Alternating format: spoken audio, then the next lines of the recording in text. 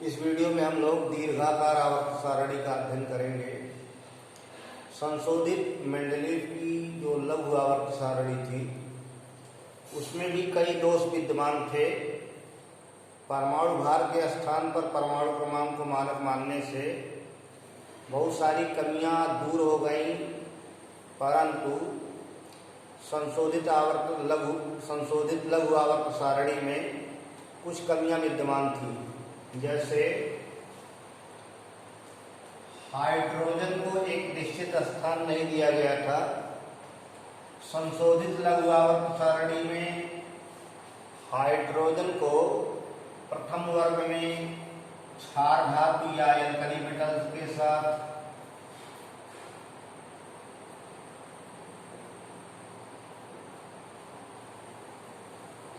और सेवंत वर्ग में हाइड्रोजन्स दोनों के साथ स्थान दिया गया था।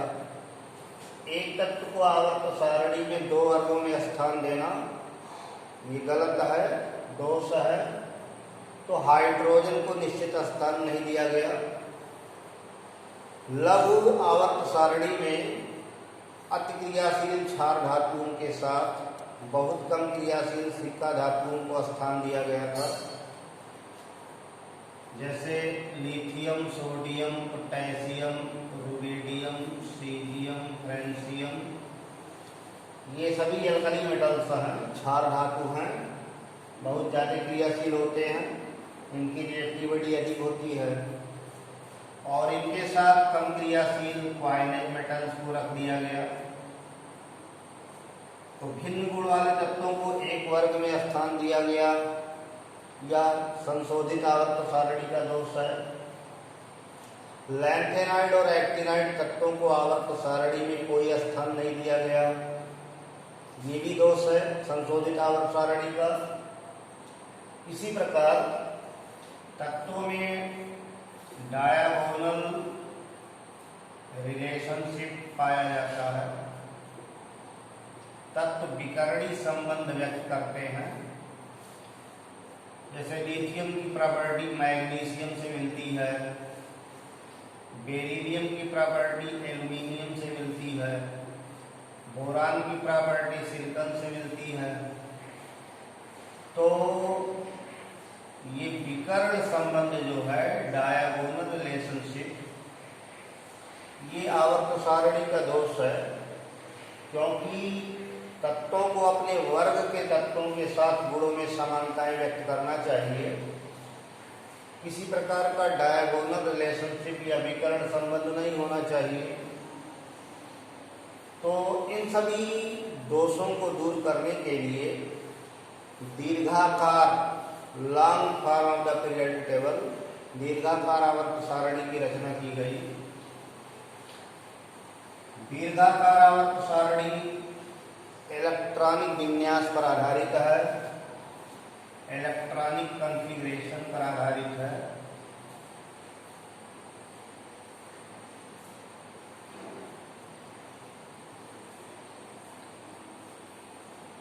बोर द्वारा प्रस्तुत जो इलेक्ट्रॉनिक विन्यास है उसके अनुसार इसमें एलिमेंटों को जगह दिया गया है। और दीर्घाकार आवर्त सारणी में इलेक्ट्रॉनिक कॉन्फ़िगरेशन के अनुसार तत्वों के चार खंड बनाए गए हैं। जैसे S block element, P block element, D block element, F block element. तो ब्लॉक्स बनाए गए हैं, चार ब्लॉक्स बनाए गए हैं जो इलेक्ट्रॉनिक कॉन्फ़िगरेशन पर आधारित है। दीर्घाकार आवर्त सारणी में 18 खड़े कॉलम रखे गए हैं। जो लघु आवर्त सारणी में उपवर्ग थे, सब ग्रुप थे, वो सभी एक एक कॉलम ग्रुप के रूप में हो गए। तो इस तरह 18 वर्गों से निर्मित और 7 आवर्तों से निर्मित दीर्घाकार आवर्त सारणी है। राव, वर्नर और वरी, इन वैज्ञानिकों ने इलेक्ट्रॉनिक विन्यास पर आधारित दीर्घाकार आवर्त सारणी की रचना की। दीर्घाकार आवर्त सारणी की रचना हो जाने से आवर्त सारणी में उपस्थित अधिकांश कमियां दूर हो गई। केवल लैंथेनाइड और एक्टिनाइड तत्वों को स्थान नहीं दे पाए, क्योंकि लैंथेनाइड और एक्टिनाइड तत्वों के जो गुण हैं वो आवर्त सारणी में स्थित तत्वों के गुणों से भिन्नता व्यक्त करते हैं। तो long form of the periodic table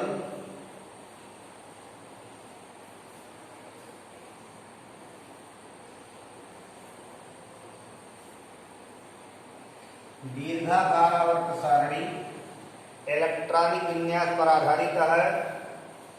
electron भरने के अनुसार तत्वों को व्यवस्था दी गई है।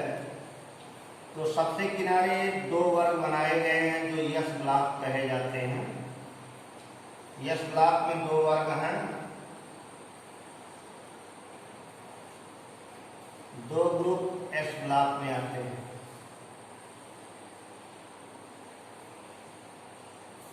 जिन्हें 1, 2 या फर्स्ट ए और सेकेंड ए कहते हैं, पहला वर्ग और दूसरा वर्ग।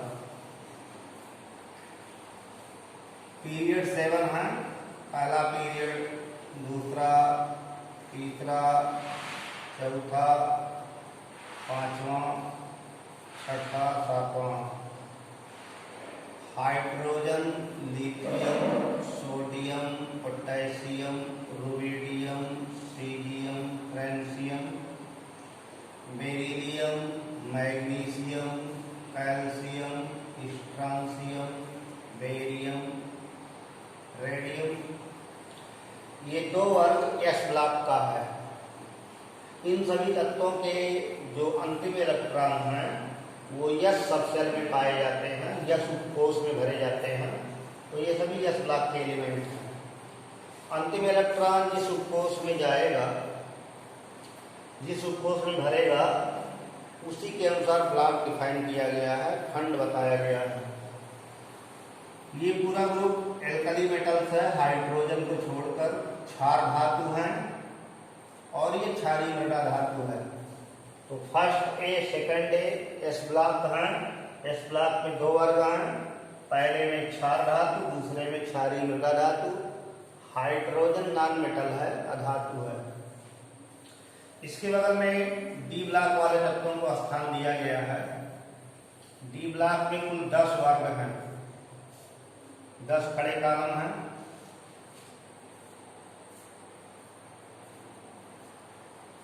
इस तरह 10 वर्ग बनाए गए हैं।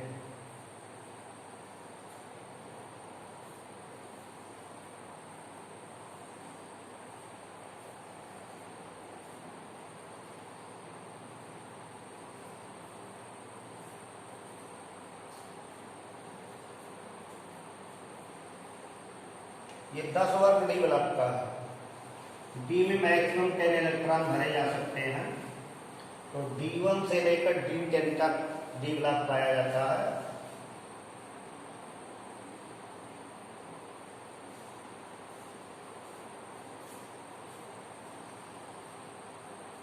और डी ब्लॉक के बगल में पी ब्लॉक है। पी ब्लॉक में 6 वर्ग हैं, 6 खड़े कॉलम हैं।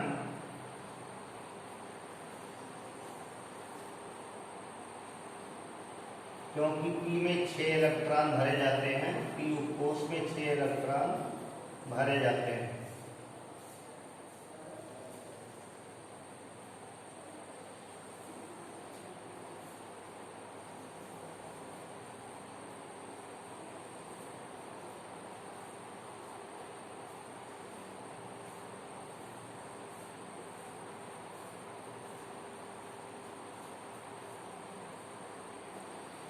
तो ये long form of the periodic table का स्वरूप है। दीर्घाकार आवर्त सारणी का स्केलेटन बनाया गया है।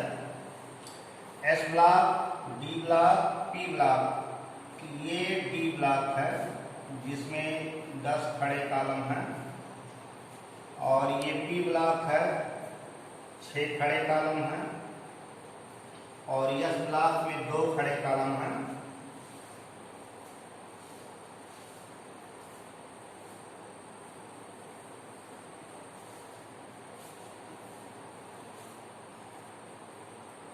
ये यशलाक है। तो इस तरह से 2, 10, 6, 18 खड़े कॉलम हैं। एलिमेंटों को जैसे यहाँ रखा गया है, third B, fourth B, fifth B, six B, seventh B, 3 column अर्थ के हैं।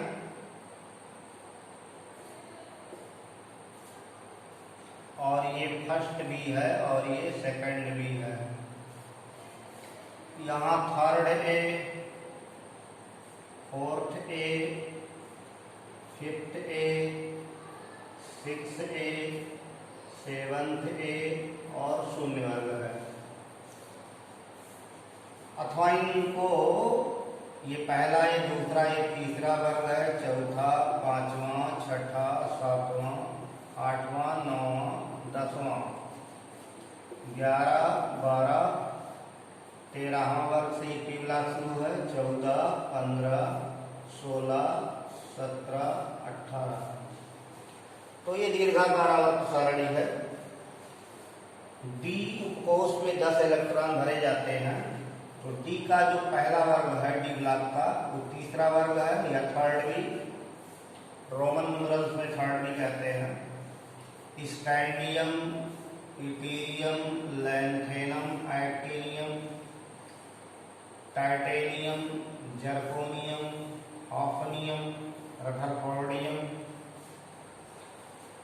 वैनेडियम, नायोबियम, टैंटेलम, डबनियम, डीबीडब्ल्यूएम है, chromium, molybdenum, tungsten, सीबोर्जियम,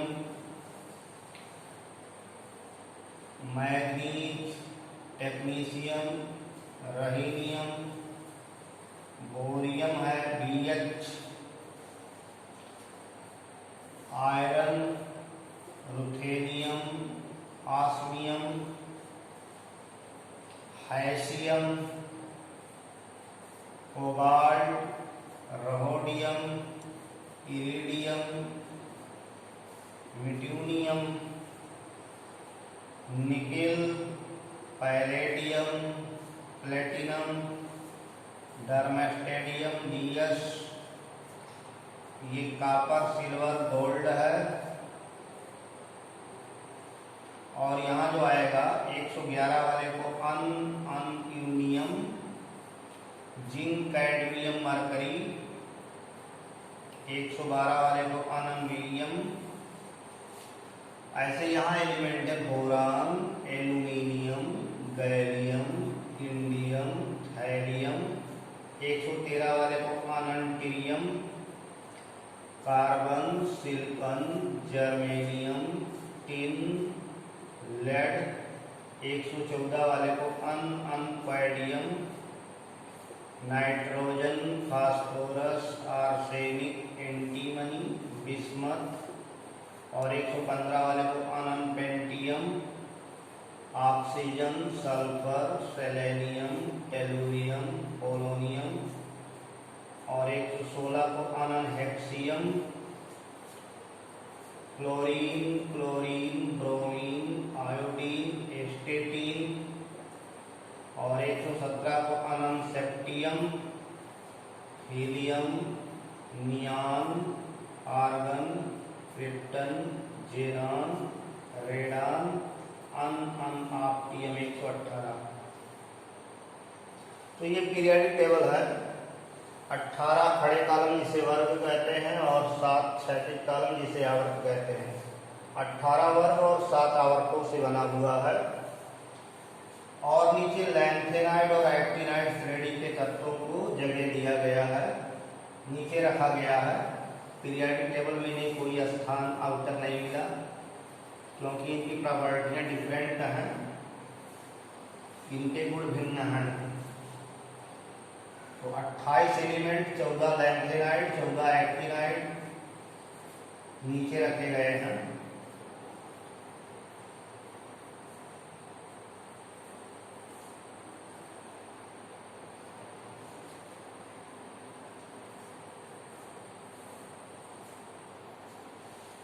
cerium, praseodymium, neodymium, promethium, samarium, europium, gadolinium, terbium, dysprosium, holmium, इर्वियम,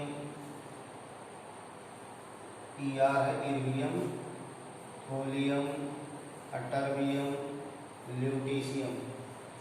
cerium 58 से ल्यूटीशियम 71 ये लैंथेनाइड्स कहलाते हैं, लैंथेनाइड्स का।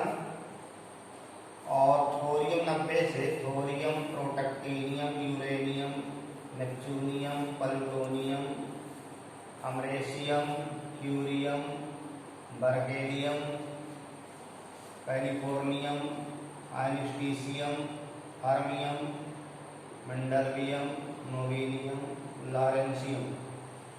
थोरियम 90 से 103 लॉरेंसियम तक को एक्टिनाइड्स कहते हैं। तो लैंथेनाइड और एक्टिनाइड श्रेणी के तत्वों को आवर्त सारणी में नीचे की ओर अलग से दो क्षैतिज पंक्तियों में व्यवस्थित किया गया है। इन्हें आवर्त सारणी में जगह नहीं दिया गया। ये पीरियड हैं, 7 पीरियड हैं। तो लैंथेनाइड 6 पीरियड का है और एक्टिनाइड 7th पीरियड का है।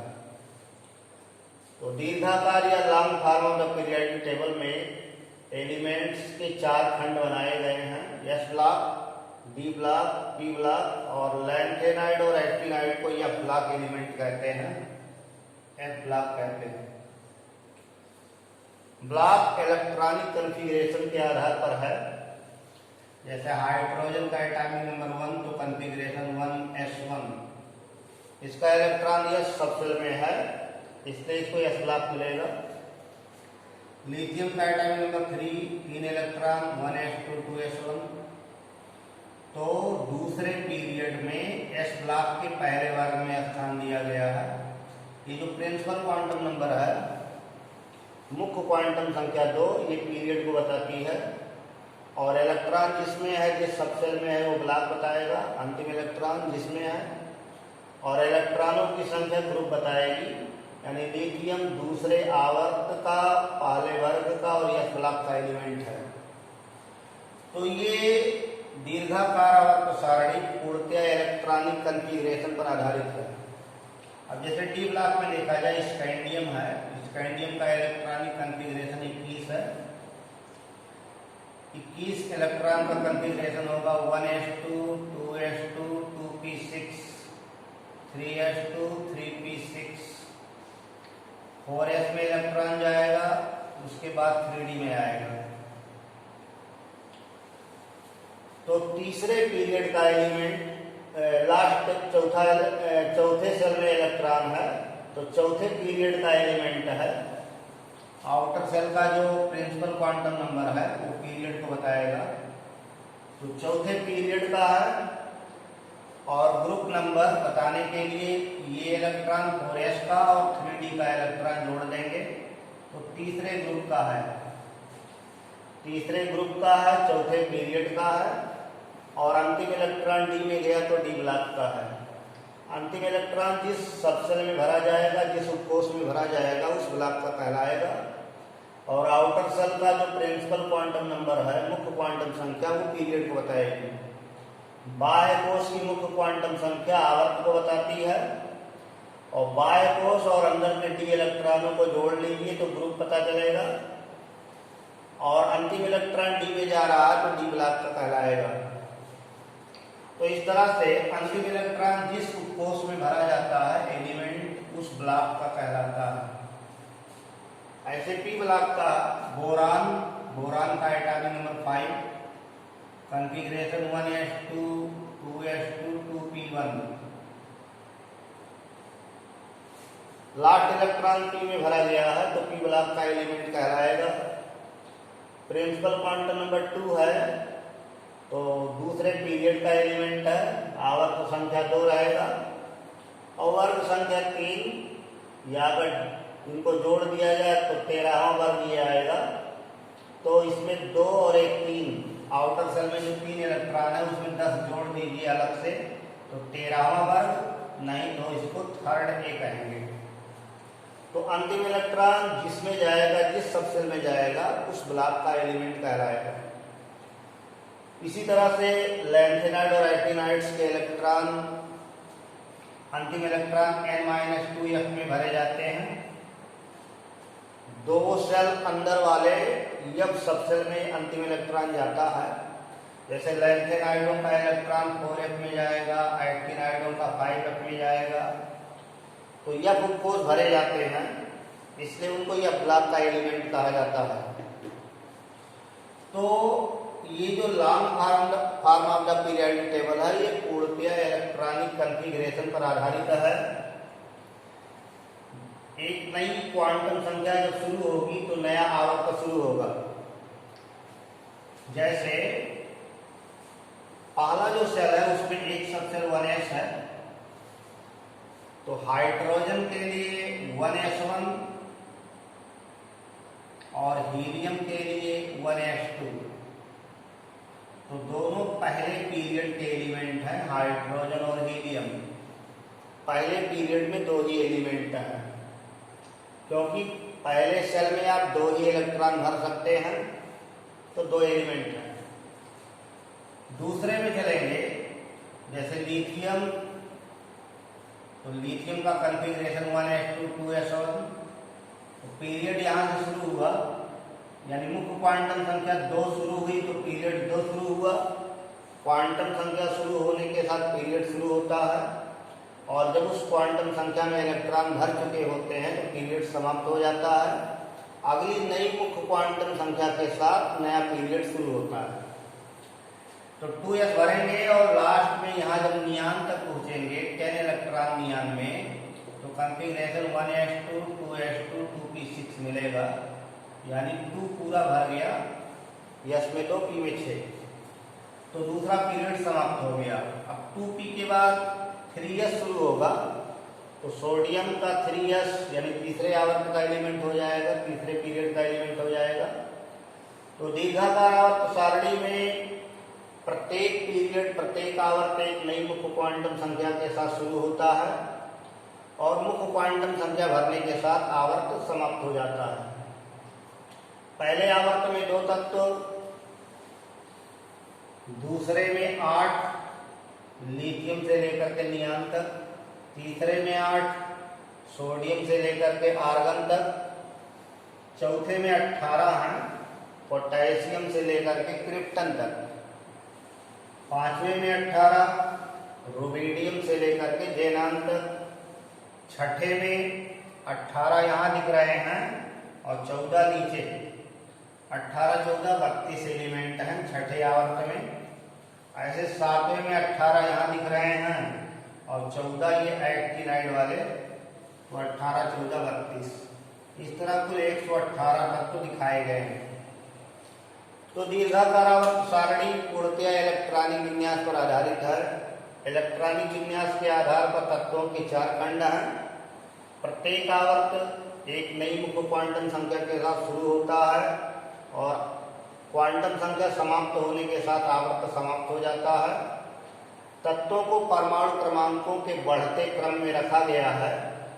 बाएं से दाएं चलने पर गुणों में क्रमिक परिवर्तन होता है, और पुनः लौट कर आने पर समान गुण वाले तत्वों की पुनरावृत्ति होती है। तो संशोधित आवर्त नियम पर आधारित, यानी परमाणु क्रमांक पर आधारित आवर्त सारणी, जो इलेक्ट्रॉनिक विन्यास पर पूर्णतया आधारित है, इलेक्ट्रॉनिक विन्यास के अनुसार तत्वों को स्थान दिया गया है। तो बच्चों, इस वीडियो में हम लोगों ने दीर्घाकार आवर्त सारणी की रचना और उसमें एलिमेंट की व्यवस्था देखी। शेष अगले वीडियो में पढ़ा जाएगा। धन्यवाद।